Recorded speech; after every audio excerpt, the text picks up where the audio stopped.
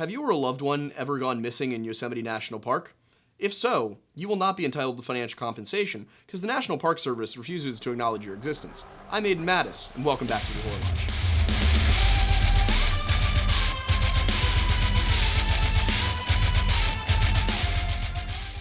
Established on October 1st, 1890, Yosemite National Park is one of America's most beautiful wildlands.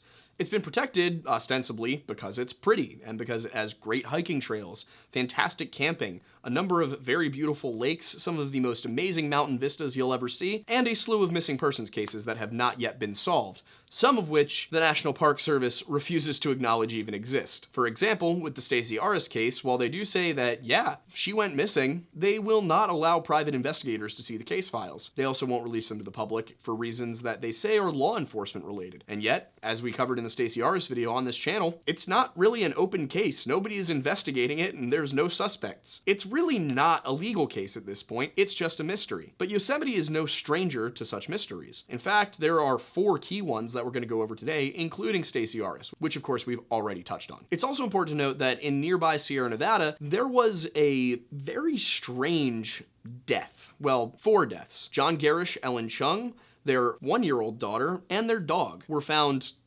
just dead along a trail. Now, there were reports of a strange algal bloom that maybe they somehow got into the water and it was toxic and it killed them. Then there were stories about a nearby mine shaft and a possibility of strange gases from underground. But eventually, it was determined that this family and their dog all died of heat stroke on a day that was not even 100 degrees. Furthermore, they had most of their water still, which means that they weren't dehydrated, and they were only a couple of miles from their car. So what exactly happened? Well, the area is no stranger to strange deaths. And this cluster sort of begins with an unidentified body in 1968. In a crevasse near Tenaya Peak, they just found a dead man. Now, he was unidentifiable because he had decomposed so much, but they did discover that he had no visible signs of traumatic injury. No broken bones, no cuts to his available flesh. He was just dead. I also don't like the fact that I used the word available there, but what's done is done. Because they were never able to identify this man's body, they couldn't think of any motive for foul play. If you don't know who he is, you don't know if anybody wanted him dead. They also couldn't determine a cause of death because there was no visible trauma. It appeared that he simply laid down in a crevice to die. Now, you might think, oh, well, he was in a crevice. Maybe he fell in and that killed him. No, he didn't have any signs of traumatic injury. It seems like he climbed into the crevasse and decided to die. Does anyone do that? Not typically, but, maybe it's just a one-off. On May 24th, 1976, Jeff Estes went missing. Now, Jeff was off for a solo 2-day hike. He was dropped off at May Lake Road at its juncture with Tioga Road, also US Highway 120. Keep in mind, in May, Yosemite National Park is very mild.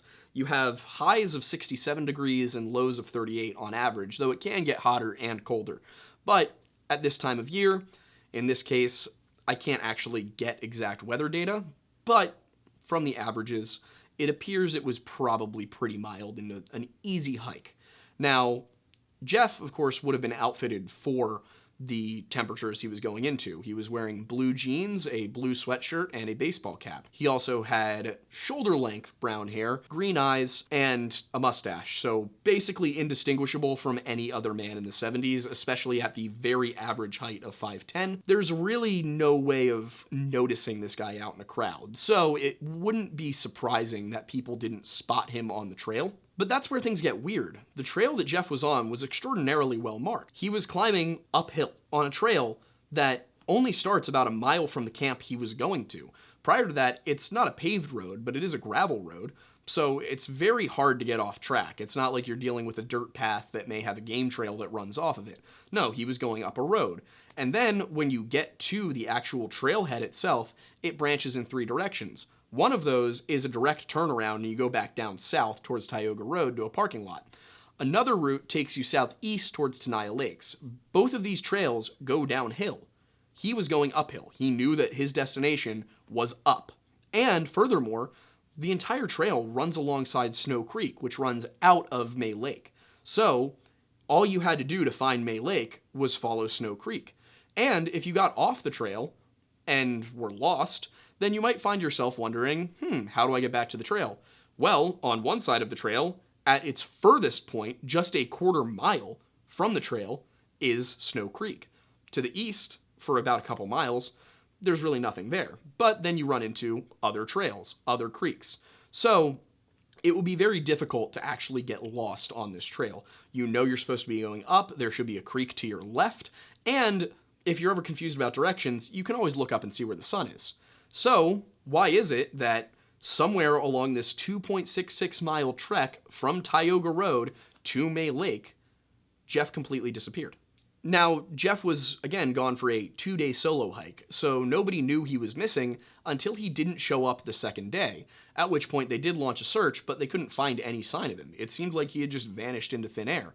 And at the end of the day, that's kind of what the National Park Service decided, was he just is missing, and we don't know. We'll put out a bulletin to say what he looks like, where we would expect him to be, but other than that, there's really not much we can do. And considering that Jeff was 25 when he went missing in 1976, and it's now the year 2022, Jeff would be very, very old to still be living out there alone. The next disappearance to happen in Yosemite to really catch my attention here is Stacy Arras, of course. And we've covered Stacy. You can go back and watch our video on her. That's going to be linked about right here in a little card. So if you want to watch that video, pause this one, go watch that. You'll get the full story of Stacy. But if you want the Cliffs Notes version, Stacy was, I believe, on day 6 of a horseback riding trip with her father and a group of other people along the High Sierra camps. So when they got to Sunrise High Sierra Camp, they decided to stop for the day. They were going to stay there overnight. It's got 8 or 9 cabins, and it sleeps about 35, 36 people. So she got changed, she cleaned up, and she decided she was going to go down the hill and take a little bit of time to take some pictures of the lakes. Now, it's not specified which lake she was going to, but of course in the Stacy Arras video I compare the various lakes that are around, and it seems most likely that she was specifically going to the lakes that were a little bit northwest, about a mile northwest as far as the trail goes, of the Sunrise High Sierra Camp. She invited her father to come along, but he was tired and figured, you know what, Stacy's 15, she'll be fine. So he sent her off to go do her thing. Again, it was the 80s, things are different now. But he determined that was an appropriate thing to do, and along the way, she ran into one of the older members of the party they were with, who had been riding with them for the past few days, and he offered to walk down with her. This guy was between 70 and 77 years old, and while we have a name, there's almost no real information about this guy, so his name is worth a grain of salt as far as I'm concerned. He's not even named in any of the newspaper reports that are contemporary. Again, go watch the video we did on this, and I cover everything in detail. At the end of the day, Stacy got about halfway down to the lakes with her companion before he decided to sit and rest on a log. Stacy continued along, but when she didn't show up after a while, he got nervous and started asking other people coming up the trail from the direction she had gone. Nobody had seen Stacy. A pretty intense search was launched, and they determined that the search area would be cordoned off by areas that there is no way Stacy would have been able to traverse alone. So canyons, cliff sides, water that was either too rapid or too broad to swim across. And this ended up with a large search area, but not large enough to be unmanageable. They had helicopters, they had a German Shepherd come in, and German Shepherds aren't quite as good as bloodhounds, but they're still decent at least finding someone. If you give them a human scent, they will be able to track it, but they'll basically just track any human. So that's not as accurate as a bloodhound, which will track the scent of a specific person. But they couldn't find anything. Helicopters, searchers, climbing into places that they were pretty sure Stacy couldn't get to, but, you know, they figured they would try anyway, because if you're running away from something, your adrenaline peaks. Now, at the same time, there's no cell phones. You do have walkie-talkies, and it's possible that maybe Stacy was kidnapped, but there was no evidence of foul play. There was no reason to believe that she was kidnapped. Granted, Yosemite has been the home of serial killers, like, you know, several of them, actually. I think Carrie Stainer is the name of the one that comes to mind. Mr. Ballin has a video on him, if you want to check that out.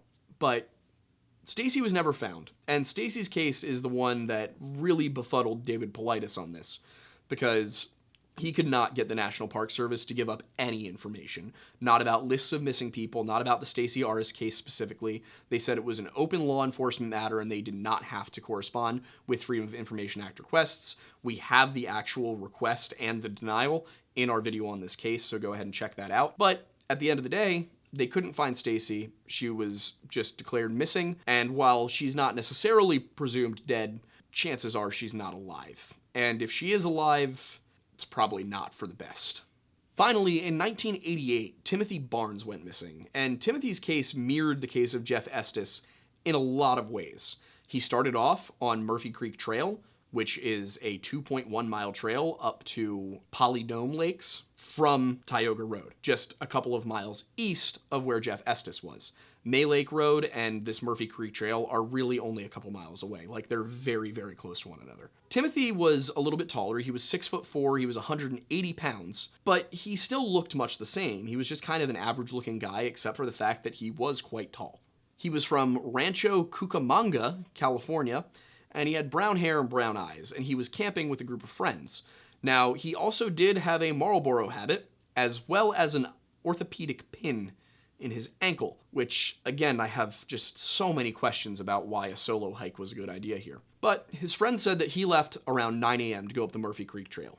Now, even with a pin in your ankle, a 4.2-mile trip, 2.1 miles up, 2.1 miles back, should not take you all that long. I mean, for it to only take you 4 hours would be reasonable. But anything faster than that, I would say is, unlikely.